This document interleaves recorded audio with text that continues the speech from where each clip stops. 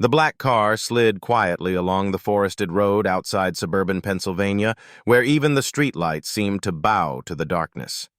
No sirens, no bodyguards, no government plates. The woman inside was Emma Carter, director of the FBI. But tonight, she was just another private citizen, or at least trying to be seen as one. She drove herself. No notice, no schedule. An old habit from her days as an undercover agent. She believed the truth never revealed itself under bright lights. It always lived in the static. At the third intersection, blue and red lights flickered in her rear view. Police. No reason given. No violation announced. A knock on the car window.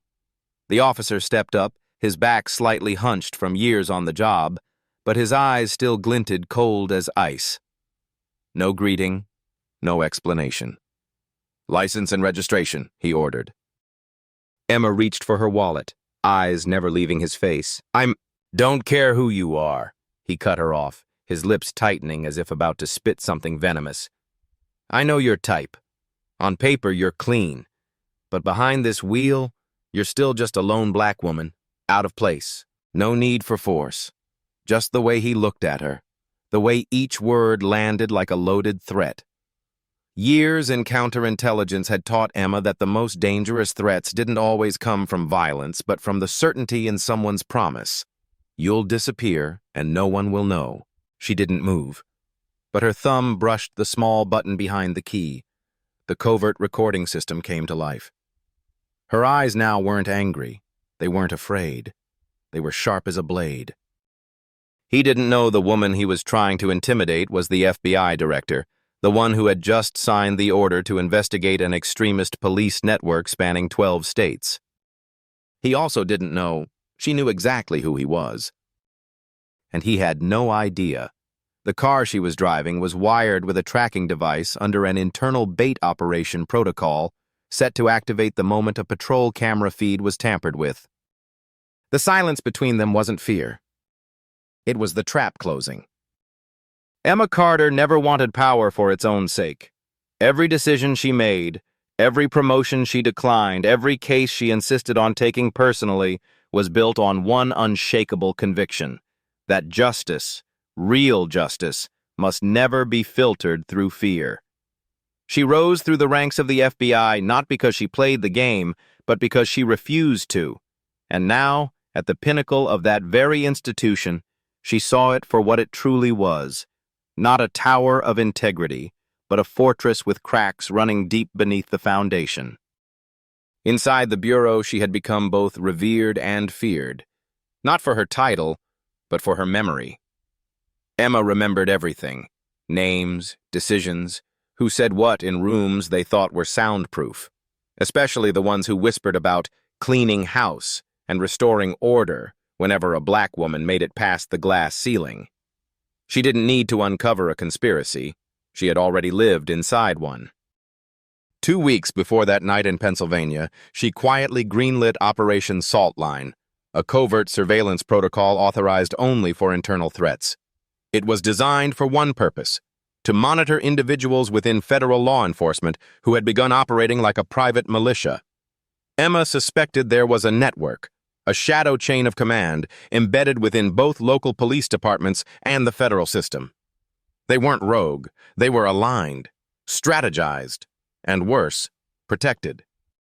She kept the operation secret from the deputy director, from the Justice Department, even from her own security detail. Only 3 agents knew. One of them was now dead, ruled a suicide. Another had gone missing in Arizona. That left her. Which is why she started driving herself again. Which is why she never used the same route twice. Which is why, when Officer Joe Mercer pulled her over that night, she knew it wasn't a coincidence. It was a message, a warning, or a test. Joe Mercer was not a random patrolman. He was a decorated war vet, transferred into domestic policing under a special federal program after the wars in Iraq and Afghanistan. On paper, he was a model officer, commendations, no formal misconduct cases.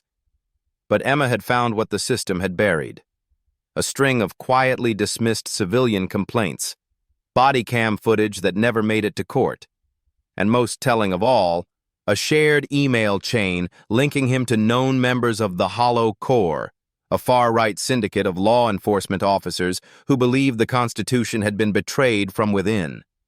They operated in codes, symbols, encrypted forums, but Emma spoke their language. And now she was in their crosshairs. It wasn't just about race. It was about loyalty, about which America you believed in.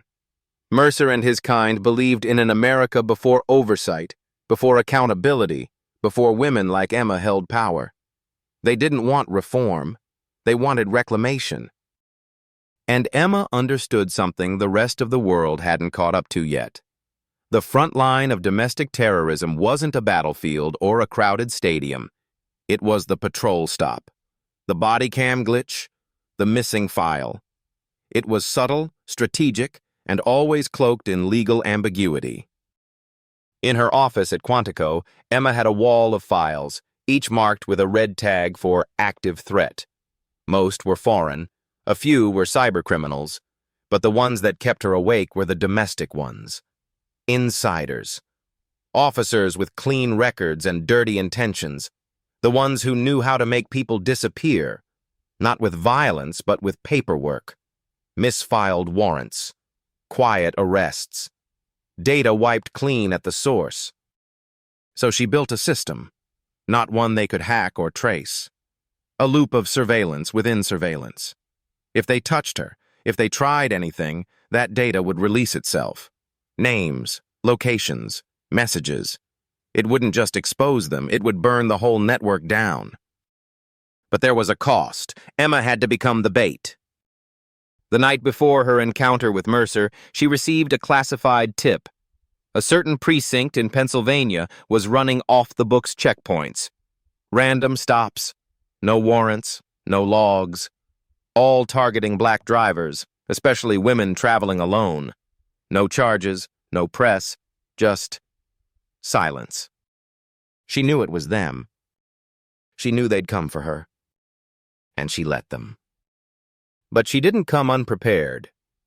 Beneath her seat was a custom device, non-GPS, frequency encrypted. It pinged her location to an external AI network trained to look for signs of domestic extremism in law enforcement. A tool developed in secret, never officially approved, and hidden even from the FBI's cybersecurity division. She named it Canary. If Canary went dark, the AI would alert 3 independent newsrooms, a federal judge in Virginia, and a human rights lawyer she once helped rescue from a political black site. It was her dead man's switch. This was no longer an investigation. It was war.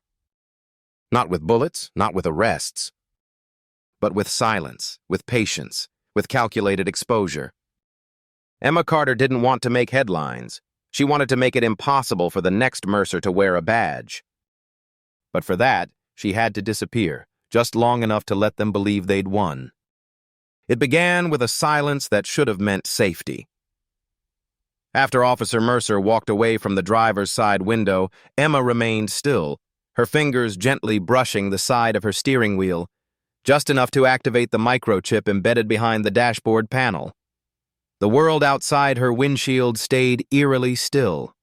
No traffic, no sounds, just Mercer's shadow, pacing in front of his squad car, talking into a radio that, she suspected, wasn't tuned to any official frequency. He wasn't stalling. He was confirming. But what was he waiting for? The first climax cracked open when her onboard surveillance system, Canary, went offline. Not abruptly, not with a bang. It faded, like a light being dimmed manually, as if someone had found the signal and was actively smothering it in real time. Emma's heart rate didn't spike. Her breath stayed even. But mentally, she knew. That kind of tactical jamming wasn't routine. It was military grade, which meant Mercer wasn't alone. Someone, somewhere in the system, had authorized this blackout. And not just to intimidate her, but to make her vanish without a digital trace. 12 minutes later, another patrol car arrived. No lights, no urgency, just quiet efficiency. Two officers stepped out, neither of whom wore visible name tags. One opened her door, the other reached inside, took her phone, and powered it down. "You're being transported for further questioning," one of them said flatly. "No Miranda rights, no citation, no paperwork. The kind of off-grid operation that screamed illegal detainment, but wrapped itself in just enough procedural fog to delay scrutiny."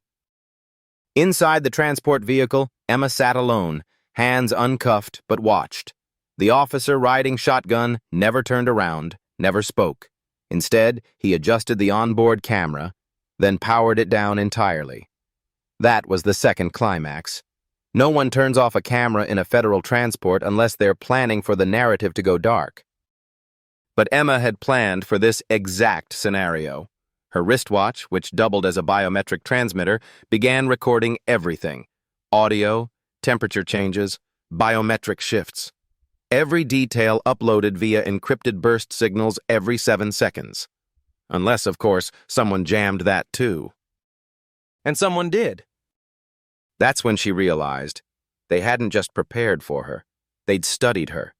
Her devices, her routes, her protocols. This wasn't spontaneous, this was surgical.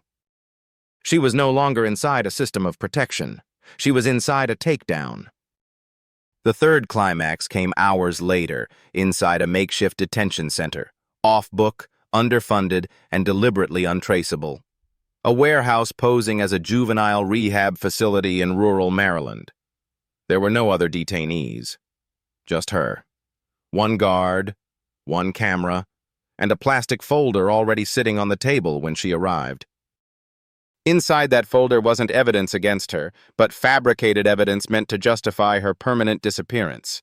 Financial anomalies, communications with foreign actors, even a digitally altered video of her in a conversation she had never attended. The metadata was convincing, the timestamps aligned. On paper, she looked like a traitor. This wasn't character assassination. This was bureaucratic erasure. But they had made one mistake. They didn't take her mind. She scanned the fake documents and, within minutes, identified 3 inconsistencies, errors only someone with her clearance level would notice. The forged video used a font template no longer deployed in bureau communications.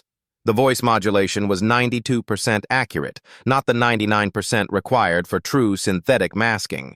And one of the financial statements listed a routing number that had been decommissioned after a 2022 fraud scandal, something only someone from her department would know. That's when it clicked. Someone inside had built this. The fourth climax detonated not with violence, but with a whisper. One of the agents assigned to monitor her cell leaned in during the late shift and said just one line. "You're not the only one on their list." Then she walked away, leaving a single name scrawled on the back of a cafeteria receipt. Special Agent Kyle Denton. Kyle had been Emma's trainee years ago, brilliant, sharp, and relentless. He had recently disappeared during a routine inspection in New Mexico. Officially, he had gone AWOL. Unofficially, he had vanished after tracing a data trail linked to a secret operation known only by its initials, ODIN. An off-the-books intelligence node that claimed to operate for counter-extremism, but in reality conducted deep surveillance on civil rights groups, whistleblowers, and rogue agents. No judicial oversight, no congressional funding, a ghost division. The fifth climax snapped into place when Emma was escorted out of the detention center, not in shackles, but in silence. No signature, no paper trail, just gone. And yet, the car didn't head toward the city. It veered west, toward a facility she knew well, Red Gate Airfield, a defunct military site that had been quietly repurposed by private contractors for domestic counterinsurgency training. As the car slowed at the gate, Emma caught a glimpse of something that turned her stomach. A convoy of unmarked trucks, each bearing surveillance drones, the same type deployed in anti-terrorism missions abroad. The targets weren't overseas anymore. They were home. This wasn't just about her. It was about what she represented. The sixth and final climax within this chain was the one she had gambled everything on. Canary's failsafe, a digital trigger that would activate only if the device sensed prolonged disconnection and unresponsive biometrics. It was imperfect. It had never been tested in the field, but it was her last hand. 30 hours after her detainment began, the failsafe activated. Every encrypted audio log, every classified memo, every piece of data she had collected about Mercer, ODIN, and the shadow network embedded within federal law enforcement began uploading, fragment by fragment, to a secure server maintained not by the FBI, but by a coalition of digital civil rights watchdogs and investigative journalists. The moment the first upload hit the public server, the chain reaction began. Firewalls fell. Names dropped. Locations pinged. And far away in a corner office inside the Hoover building, a red phone rang, one that had not rung since 9/11. Emma hadn't escaped. She hadn't been rescued. She had detonated the truth from the inside.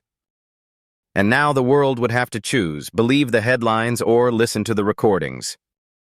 They thought she was gone, that she had been neutralized, silenced, maybe even executed quietly in some off-book operation that would be dismissed as a bureaucratic error or internal miscommunication. For 36 hours, Emma Carter's name had vanished from federal servers. Her access credentials revoked, her badge marked inactive, her biometric logins denied. Even her archived interviews were scrubbed from official repositories. As far as the government was concerned, the director of the FBI no longer existed.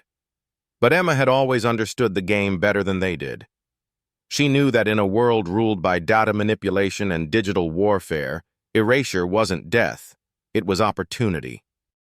The twist was that Emma never planned to survive this by escaping.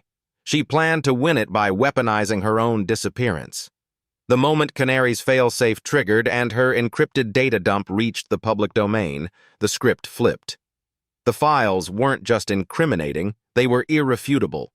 Whistleblower protection logs, recordings of Mercer referencing collateral cleansing, internal chat threads exposing ODIN operatives discussing preemptive silencing of internal dissent, a digital roadmap of a federal conspiracy that reached from state precincts all the way to covert funding lines buried inside Homeland Security contracts. Within hours, the nation was watching. Headlines erupted across independent media outlets and verified whistleblower networks. FBI director missing amid surveillance state leak. Black Ops unit accused of political targeting. Secret domestic spy network exposed by FBI whistleblower.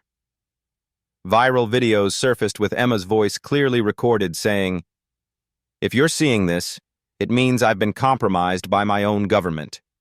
But the evidence you have now is real, and it's yours." The deep state could manipulate algorithms, but it couldn't erase public outrage. The response was immediate and multi-fronted. Civil liberties organizations flooded the Department of Justice with formal demands for investigation. A bipartisan coalition of senators called for an emergency closed-door hearing. Even former intelligence officials, long retired, came forward to validate the authenticity of the data leak. The public, long jaded by rumors of surveillance and systemic overreach, was now holding undeniable proof. There were no more theories, only facts, and Emma had placed every fact like a knife at the throat of the system. But Emma wasn't done. From a hidden location in the Sierra Nevadas, an ex-CIA listening post turned whistleblower haven, Emma initiated the second phase. She live-streamed, not with a crew, not with security.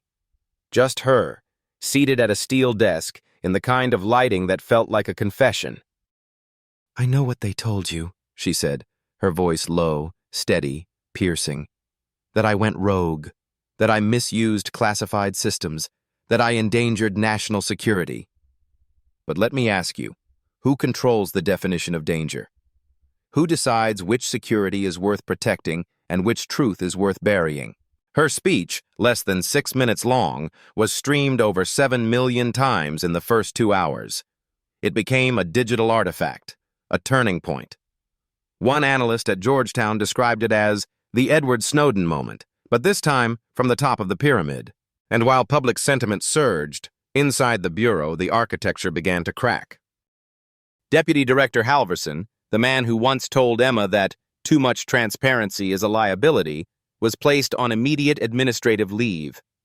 Internal Affairs announced a federal audit of all operations linked to ODIN Mercer, caught on audio laughing about the phrase narrative control, was arrested not for conspiracy, but for obstruction of justice and falsifying federal records. The irony was brutal. They'd tried to disappear her, and in doing so exposed themselves. But Emma knew real accountability wasn't about making headlines. It was about making the system choke on its own procedures. So she issued a challenge. Through secure channels, she contacted the Senate Oversight Committee and demanded to testify. On one condition: the hearing had to be public, live-streamed, and uncensored. No classified redactions, no executive privilege, just the raw truth. It was unprecedented. The FBI director-turned-fugitive is offering to walk into the lion's den not with a lawyer, but with files. And to the shock of the nation, the committee agreed. That was the true twist. Not that she escaped, but that she chose to come back, not as a victim, but as a whistleblower fully aware of the risk. She wasn't afraid of a bullet. She was afraid of being forgotten, of being one more black name buried under gray protocols, of becoming a footnote instead of a force. So when she stepped into that hearing room wearing no makeup, no badge, no entourage, only one thing followed her: silence. The kind of silence that fills the air when something sacred is about to be broken. And then she spoke. Not with vengeance, but with precision. Every name, every memo, every cover-up, every directive signed under the veil of national security that was, in truth, a weapon aimed at dissent. She didn't beg for redemption. She demanded reconstruction. Because the twist wasn't that the FBI had turned on one of its own. The twist was that one of its own had turned the FBI inside out and exposed just how fragile unchecked power really is. Emma Carter didn't walk away from the hearing victorious.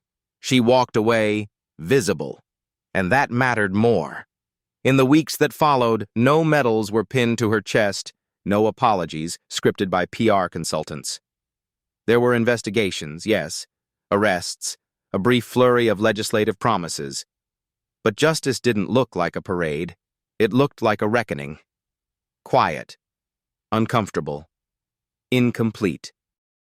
Her image, once reserved for security briefings and high-clearance meetings, now lived in murals and protest signs. She spoke when silence was safer. Truth has no chain of command. Young activists wore her name on hoodies. Retired agents debated her ethics in hushed tones. She had become something she never asked to be, a symbol. But Emma knew symbols don't change systems, people do. She declined interviews, turned down book deals. She returned not to power but to community. She spent her mornings in local schools, teaching kids how to decode government language, how to read between the lines of power. She said things like, "If you want to protect your country, start by protecting your neighbor." No cameras followed her, and for the first time in years, she was okay with that. As for Mercer and the men behind ODIN, some were imprisoned. Others resigned before their names made headlines. The system, as expected, absorbed the damage and rebranded the wound. But it couldn't undo what Emma had forced into the public record. It couldn't unring the alarm. And in the dark corners where future conspiracies began to stir again, there was now a pause, a hesitation, a memory of a woman they couldn't silence, even when they erased her name.